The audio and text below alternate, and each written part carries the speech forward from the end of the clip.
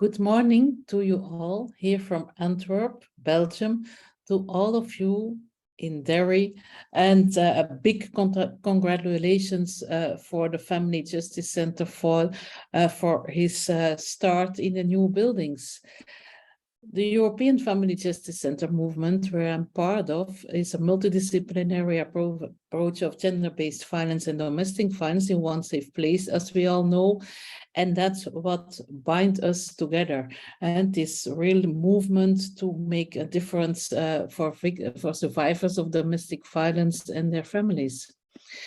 So it's about building a culture of trust to work together, to get bridges, to give customized approach toward victims and their families, and to give real support.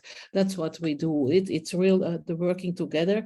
Also over boundaries from country to country to have this movement in working together.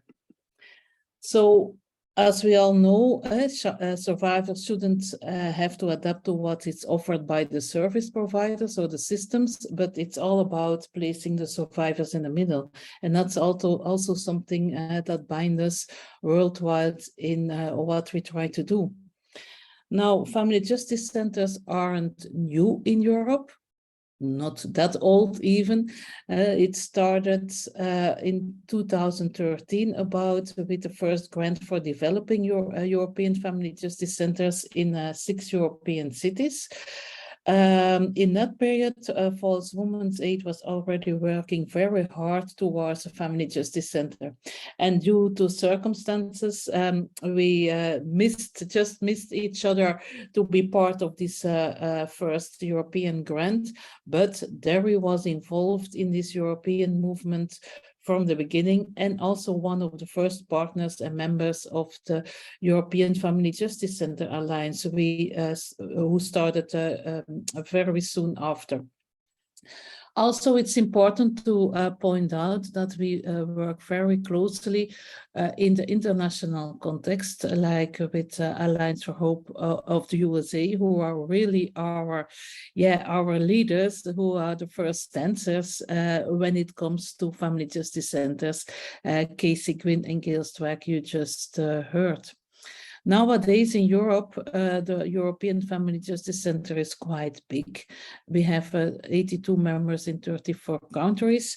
And since this year, there is recognition and funding by the European Commission. So during these 9 years, we made big steps forward. And we are very proud that Mary Brown is from the beginning a member of the supervisory board. To have an idea about the development of FGCs in Europe, we started with 6 of them, and Derry very soon joined us. At this moment, we have 20 family justice centers in Europe. You see here the cities. There are also overseas, in the overseas countries from the Netherlands, where they develop this model. So the working together between Antwerp and Derry was very soon. We had, for example, an exchange visit of our team to Derry in November 2016, which was very nice and very useful for our team to learn from Derry's experiences and the approach you developed in Northern Ireland. We did participate in each other's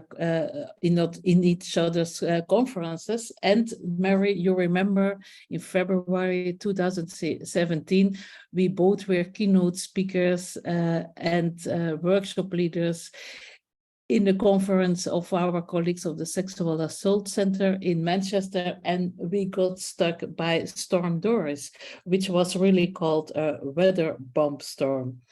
So This working together really leads to a very good connection. There we truly translated the FGC concept to a good working FGC model adapted to the local reality, which is also important because it's not a copy-paste model. It's now one of the leading family justice centers in Europe. We cannot pronounce that enough. And we share the work of hope and empowerment for survivors of domestic violence, gender-based violence, and child abuse. We hope to work with you together for many years, making the difference for victims of violence. I wish you all a very happy day and a good start of this wonderful work.